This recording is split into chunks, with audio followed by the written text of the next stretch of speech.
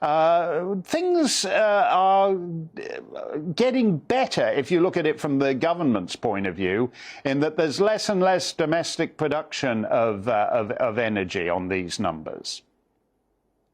Yeah, evening, Mark. This is just one of the biggest scandals I've seen for a long time when you're looking at stats and facts and figures, because I think you've shown the household income numbers there. You can actually go into them in a bit more detail, actually, Mark, and I've just done that for you. And what you can do is look at look at it in terms of the percentage of households and look at the bottom 20% of households. So if you look at what they spend in their money on at the moment and what the income that they've got about £1,300 spare at the end of the year. When you look in terms of the bottom 20% of households, that's nearly 6 million households, Mark. Now, the bills are going to go up nearly 3,000, as you just shown on that graphic. So there's absolutely no way these 6 million households are going to afford these new bills. And why are we at where we are now, Mark? Well, as the chart you just put up showed, is that back in the midst of time, say when Bananarama were smashing the charts, we had very good domestic supply of energy. Most of the kind of the resources that was there to produce all the electricity came from within the United Kingdom, and then successively over time, as part of this kind of green agenda has kind of taken over, we've seen the amount of coal come down, and we didn't use hardly any gas at all. So, you know, it was literally less than 1% back in 1986 on that chart. There was no gas used to make electric.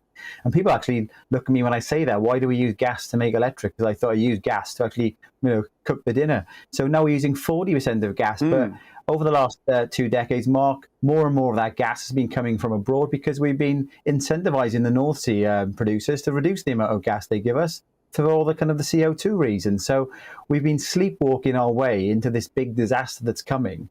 And this is the Labour government, the Tory government, the Lib Dems as part of the coalition. They're all complicit in this complete shambles that we've had over the last 30 years with our energy security in this country, Mark.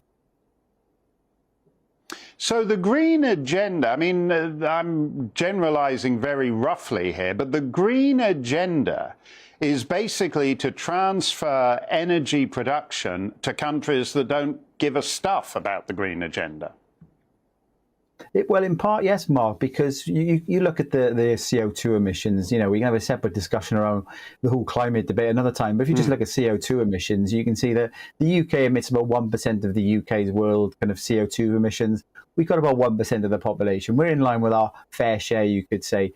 Now, China, on the other hand, they've gone from 5% of the CO2 emissions in 1985, back when that chart started, around there. They're now 30%, and they've increased the amount of coal to produce energy by 2,000% over the last kind of 30 or so years.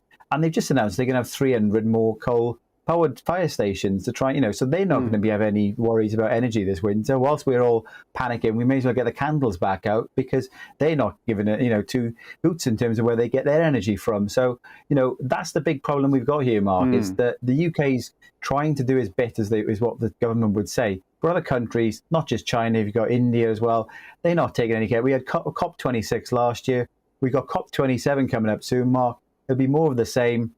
People talking about it, but I think the real cost now of this green policy, there's no harm in looking for green energy, but you've got to get your energy security right first, then the green agenda second.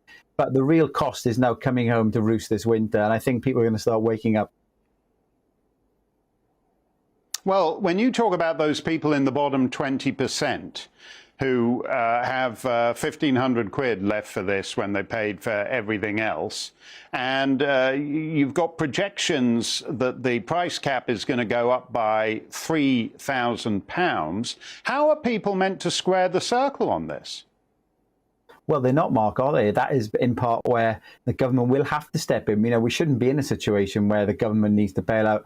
And what was interesting, Mark, is that when Rishi Sunak announced that he was going to start putting some money towards our bills a few months back, when he made that big announcement in Parliament, the energy price cap suddenly went up. So if you're an energy company and the government's saying, well, we'll pay some money towards your energy bills, well, you may as well sit in your boardroom and think, oh, let's put the energy prices up a little bit more. And just remember, this isn't the energy suppliers who are doing this. This is all coming from the wholesale side. So this is people who are extracting all of this stuff. It's not costing any more to do that. People will say it's all down to the Ukraine war. A big part of this is, Mark, the fact that over successive years now, we're getting more and more demand on gas from other countries who are trying to reduce their CO2 emissions. And there's more and more countries fighting for the same amount of gas. The UK, there's been talk in the Tory leadership election about fracking. You know, we've got to get our own domestic supply in order. Otherwise, these energy prices are not coming down for a long time to come, I don't think. Well, if that's true, then a lot of the things they're promising, that you're taking VAT off or taking the green energy tax that they put on it, this just is going to knock a couple of £100 off it, and you're still going to have a £4,000 bill. So it's not going to do. I mean, this would be the sort of thing that if there was still any turbulence left in England, to use George Orwell's phrase, that this would be provoking revolution. I mean, it's not good for social tranquility, is it? Indeed, Mark. I think that's what we're going to start seeing this winter. You're right. If you take the VAT and the green levies off, that will have helped. But that should have been done a long time ago. You know, we had Brexit. They said you can get rid of the VAT on domestic fuel.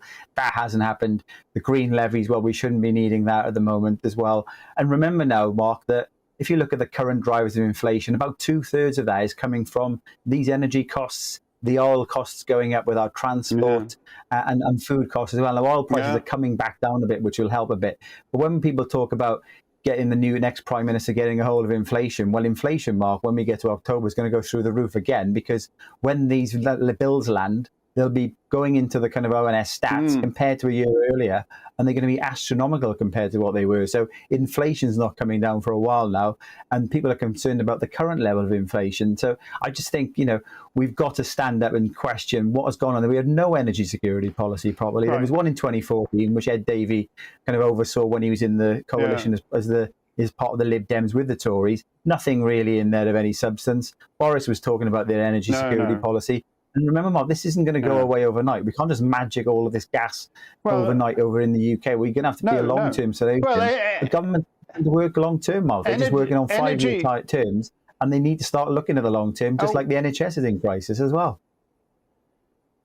Well, thank you very much, Jamie. But you're right. This energy security boils down to, oh, wait a minute, we can get gas from Russia, or we'll get an electric car and give China the dominant share of that market. There's no energy security in either of that. Great stuff on this, Jamie. We always appreciate it.